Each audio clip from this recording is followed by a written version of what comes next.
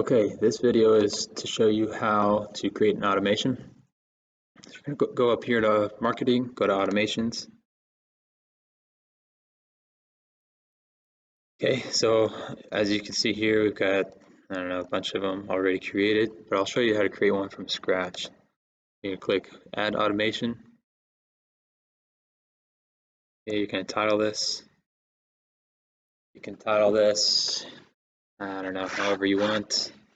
You can put crew completed a service. Okay, and I'll just put that same thing in the description here. Okay, so I'm gonna add a sequence and just put the same thing. Okay, you're gonna do this for all clients and leads. You're gonna allow re-entry. So basically what that means, it allows a client or lead to enter the sequence more than once, as long as they're not currently in the sequence. And so once they finish this sequence, like, hey, once we complete what we want this automation to do, they're allowed to go back into the same automation. If you didn't have this, then they would just go through it one time. Okay. So the trigger is, hey, when I want something to happen when a crew completes a service. So you see all these different types of triggers here. So we're going to kind of scroll down to job and put visit was completed. Okay, we'll select a service. Let's say it's aerating. So if you want to be notified when all the aerating jobs are finished, and just put this in here. You can have a condition in here. Usually this is where we put tags. So you're going to scroll down to the bottom. I like to do what's called a negative tag. So I want to try, it's the best way to do it is to exclude anything that does not have a certain tag is what I want this automation to apply to. Or if you're like, hey, actually I only want it to apply to HOAs, then you can put has tag and just put HOA in here. We're not going to do that. I'll just put a test one. I think I have a test in here. Just put automation test. So anyone who has this automation test tag is going to get this, is going to be in this automation here. You can have an and condition or an or condition. Okay. You also add another trigger, that kind of stuff. So you can add a stop condition. So you can do the same thing like when a visit is completed. Or actually probably you don't even need one for this one, so I would just not put one actually. Okay, so that's the rule, is that hey, when the visit's completed, like for aerating, something's going to happen. Okay, so you save that. So that's the rule. Now we got to figure out what's going to happen. So most of the time we just do email, right? Or if you want to have a tag added, you can do that too. Okay, so let's say you want an email to be sent whenever aeration is finished. You can put completed aeration. Okay, you can have it from company email, put a username here. You can put to, you can create different things in here, but let's say you just want it to the salesperson, whoever sold that job. And just put, again here, this is the subject line.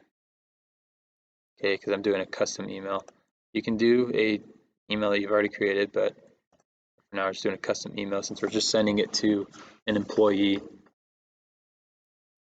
Okay, you can alert certain resources or alert certain roles, but for now we're just going to send it to the salesperson. Okay, and this is what the email is going to say here. You can put hello, and then you'll put a personalization, just put the customer's name. Right, it's a merge tag in here. So I'll just put client name, right? Just add their aeration service completed. And then you can put a date on there too. So you can put completed on a date of job here, right? please follow up with the crew. You know, or maybe this helps you trigger a job that you got to create, whatever the case may be. Okay.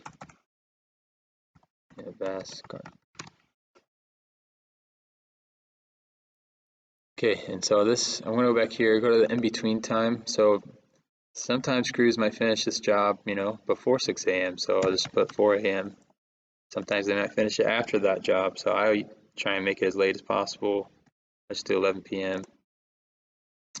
Okay, and then you could probably do from 12 a.m. to oh my goodness.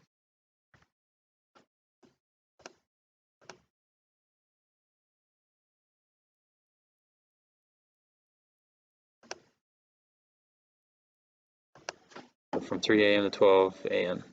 or whatever it may be. Okay, you don't want this box on there, otherwise it forces you to like go to the My Day page and confirm that you want this message sent. So I just click that off. Okay, we just automatically want this sent out. Okay, so I'm going to save that. And let's say you want a tag on there. So let's say you created an aeration tag. You would put that in here and save it. You wanted it to add that tag. You can set up automations to remove certain tags, but for now you want to add an aeration tag. Okay. You can create one right here actually. Aeration, automations. Okay. I'm gonna put aeration in here. All right. So now when a job is completed for aerating, it's going to send the salesman an email that the aeration has been completed for a certain customer and a certain date, and then it's going to add an aeration tag to that customer. Okay. So this this toggle here, like this red one at the top, just means this is off, so it's not on right now. This one, obviously the same thing, right? That you can toggle some of this stuff off and on. Other thing is that you can add a wait tag or a wait period here. Say, hey, you know what? I'm gonna wait. Let's see, 3 days. You can do it on certain days of the week or certain times, but just say I'm gonna wait 3 days. And then I want the system to send me another email that says, hey, did you follow up with the crew for aeration? Do we need to do any other services? That kind of stuff. And then it'll finish. So that's kind of a quick rundown on how you create an automation. Usually we don't really use a ton of this stuff on the left side, but there's just a lot of potential here that you could be using for this. But we really don't use a ton of this for clients. So if you want to use it for clients, and you got to play around with it and do some testing for it first. So yeah, that's it.